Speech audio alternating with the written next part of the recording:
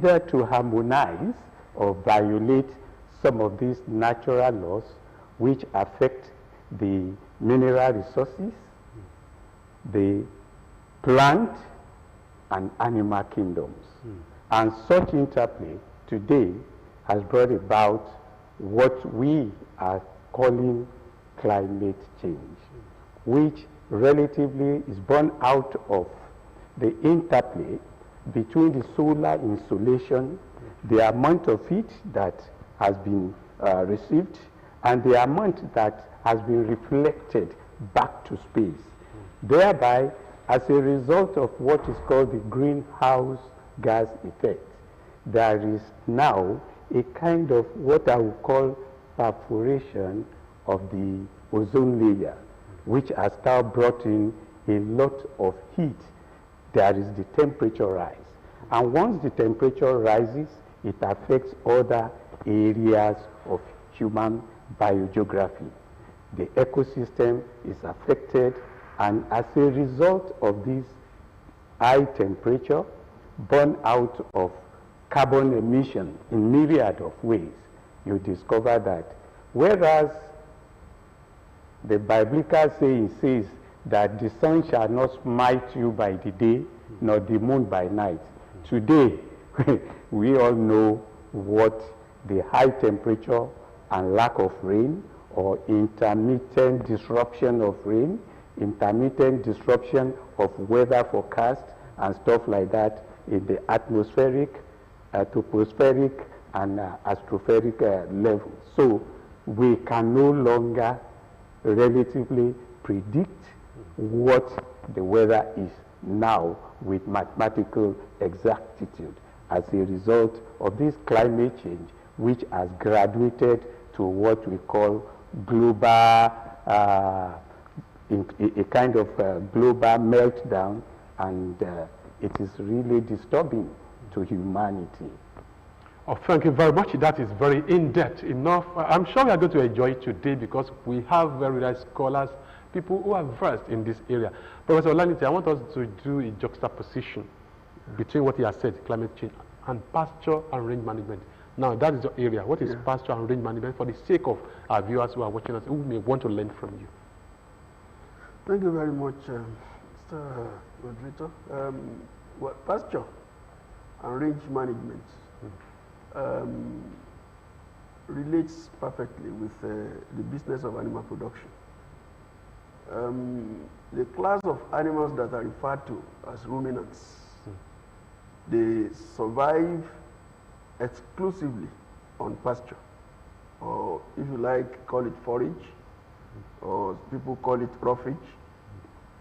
So this forage or roughage or pasture, as you may wish to call it, are products of plants, herbaceous plants, grasses, legumes that produce herbage, produce herbage that supply the feed resources for these animals. Okay, so the range is the one that comes naturally, where you have a natural vegetation that is preoccupied by grasses and legumes. Okay, with little human activities in such places. You refer to it as range. Is it natural? Natural. Okay. Natural. Generally, a range is made up of grasses mostly, and maybe small trees and shrubs and so on, and some broadleaf species and so on. But it's human activities in such areas are very limited. Other than maybe annual burning that may happen, may occur intentionally or by people that are gaming, okay, or maybe animals that are being grazed by the herders, by Fulanis. There's no other activities that you'll expect. No management of any sort is put into range as such. So, but pasture on its own refers to a cultivated land. When you cultivate the land, people are now talking about ranching. If you need to ranch now, you may need to go to till the soil and put some grasses on ground and plant them and manage them with fertilizers and so on and so on, and ensure that they mature before you begin to utilize with animals. That is pasture. So the two of them supplies feed resources for ruminant animals, cattle, sheep, and goats. Okay, so climate change, like he has explained, Yes. plays a major role in the sense that when you talk of production of pasture or range, okay, what you're actually saying is that that pasture or the grasses or the legumes that make up the pasture, they photosynthesize. They combine carbon dioxide with water and they produce carbohydrates that constitute the feed of the animals, which the animal actually extract from the herbage. But because of climate change, rainfall is disrupted and so on and so forth. And then once rainfall is disrupted, where you are supposed to have insolation, sunlight, there's no sunlight, or excessive sunlight, or too much temperature, like he has explained, all these are components of the climate that are tampered with by human activities, okay, that cause climate change. Okay, once you have climate change, all the components that the plant requires to produce herbage may also be affected, and then so yield of pasture may be affected.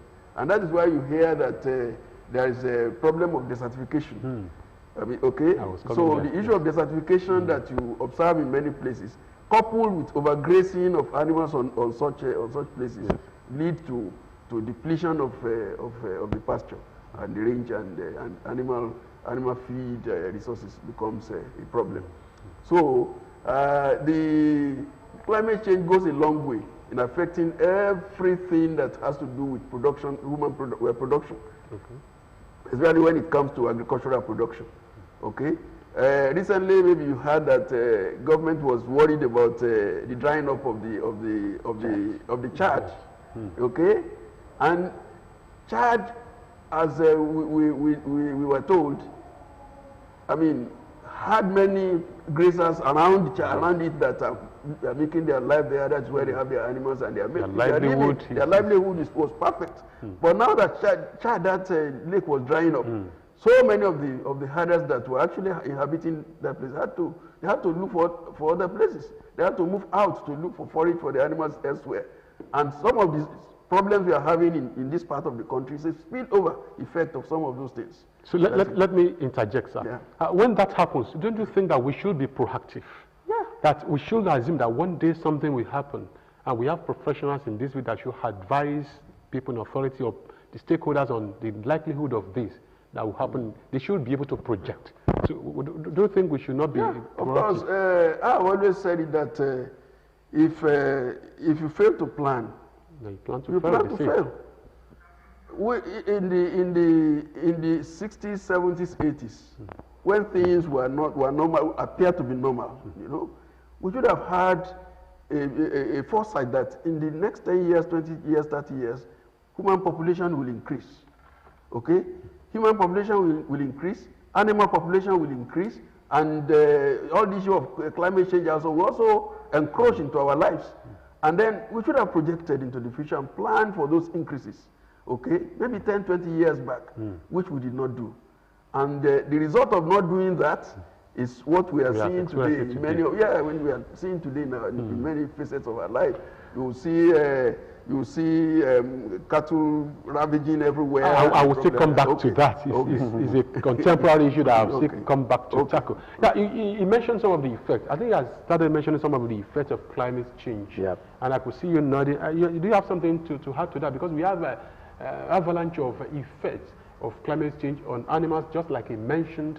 Do you have any other things that you think are the effect of this? Yeah, I just want to say part of it is the population and political dynamics that are introduced into this kind of a thing. I must commend a number of people in various higher institutions for a number of researches that have been conducted, which may be directly or indirectly have been passed on to Agric Research Council of Nigeria. But you see, the unfortunate thing is that, let me first mention the aspect of the population dynamics. You discover that the category of people that are involved in pasteurization and stuff like that now, those that had been there in the past are the ones that are continuing to do things the way things were being done before.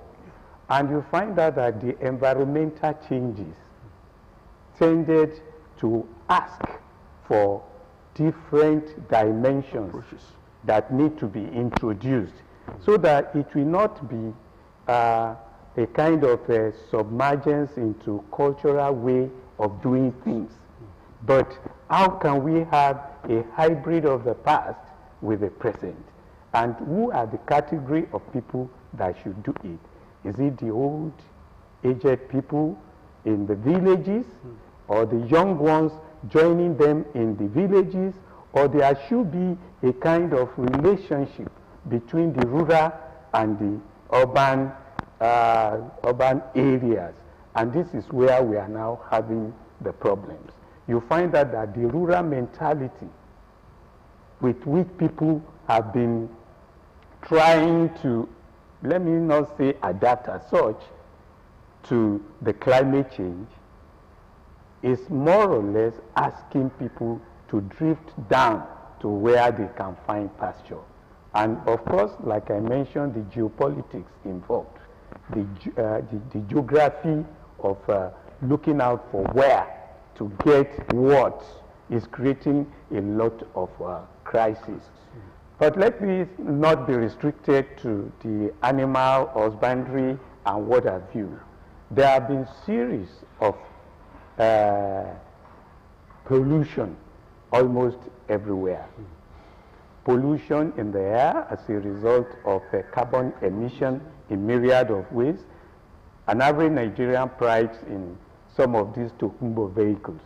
By the time they come and stay for a couple of years, you discover that at the end of the day, they start emitting carbon dioxide that is very, very destructive.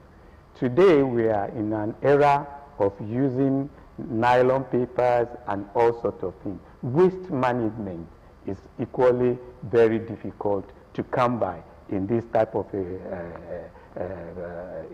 environment wherein we find that. All these things are going back to space to create the present heat waves and some other things that are creating drought and desertification.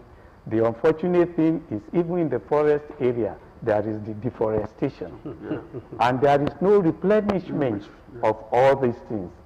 At the end of the day, man is the problem. Man must be the one to find solutions to some of these problems. Man is the problem, and man must be the ones to find solutions to some of these problems. And that's a very beautiful summation there. You're watching Your Image, and the topic of discussion today is the effect of climate change on pasture and range management. What is a public relations solution? Let me go back to Professor Olanite, Professor Jimoh Olanite. He commended tertiary institutions of learning, especially those of agriculture, those of them that specialize in agriculture. Now let me ask this. Some of the research that you conduct, what is the level of acceptability by government? Do they make use of these, your research? Do they really recommend them for usage by government and stakeholders in order to ameliorate some of the challenges that we face in this area? That's a million naira question. In the first place, let us ask ourselves, how much research does government fund? That is where we should start from. I want to say, without any fear of being contradicted, that before we can dream of development, research must be on. And not just research, cutting-edge research that can actually drive development. My brother, it's not easy to come by. Research are very expensive.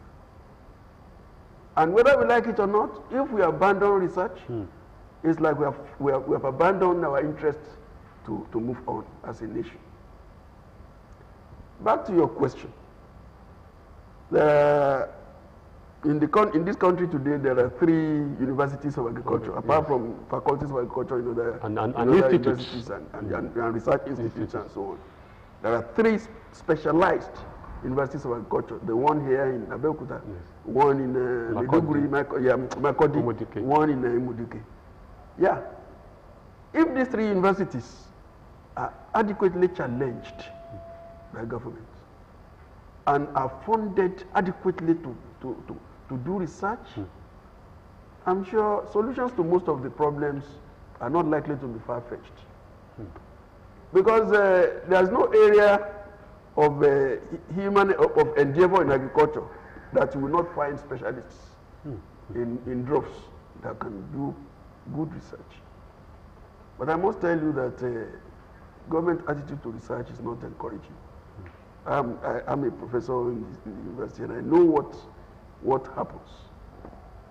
If not recently that TED Fund is now actually doing something that appears to be, well, fairly serious. In the past, we were not doing much. That is not to say that research were not going on. But you see, most of the research that were being conducted were very good for publication. You do a research for 1 to 2 years, 3 years, and you publish papers. And it ends there. Publication alone cannot do it. I think what TED Fund is advocating now is that when research is funded, you write a proposal. That proposal must have a wide range of specialists that will work on it to ensure that whatever result you get has a broad spectrum of acceptability, overall effect.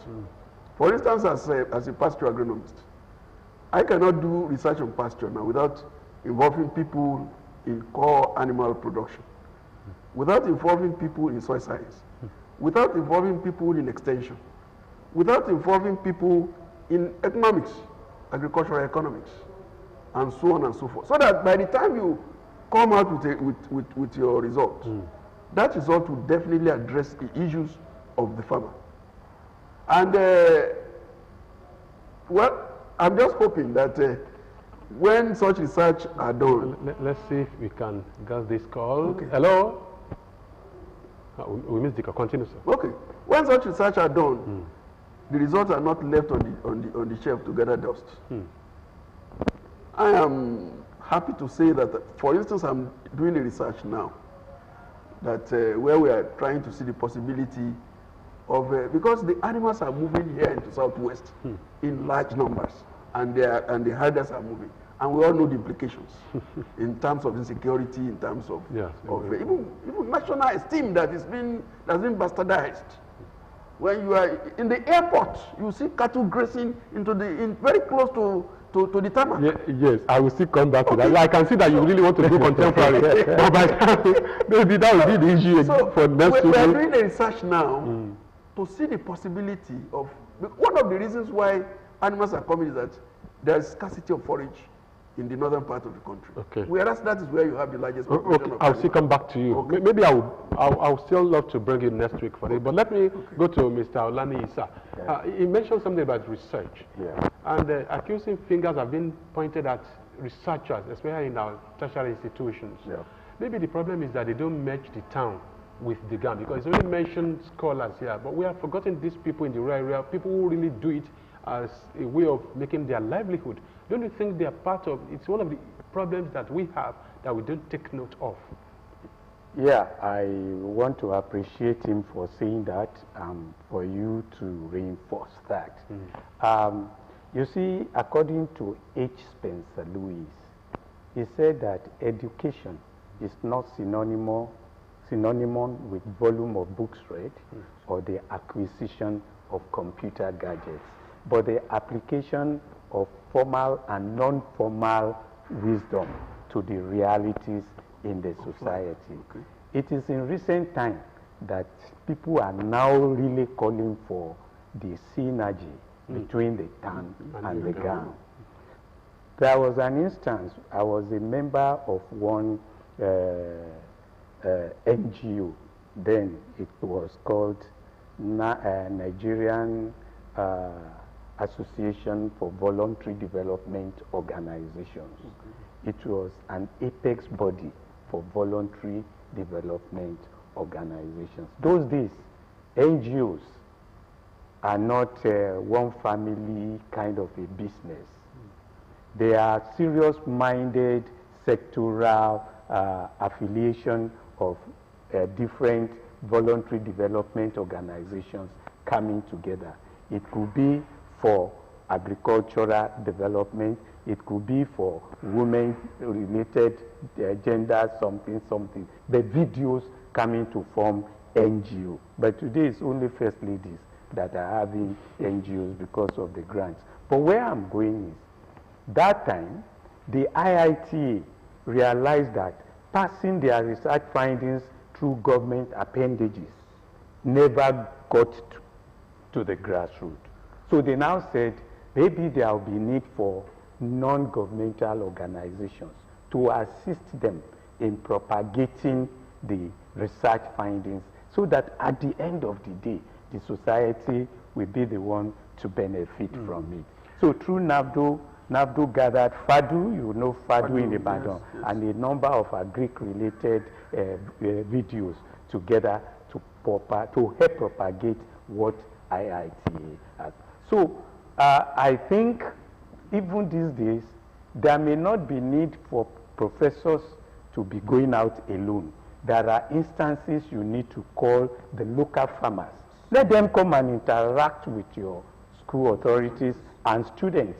You discover that from there, you'll be able to know that there is wisdom in the life of those that maybe one way or the other we isolate because of our... All right, Mr. Lani, I think I will need to bring you next week again because of our time.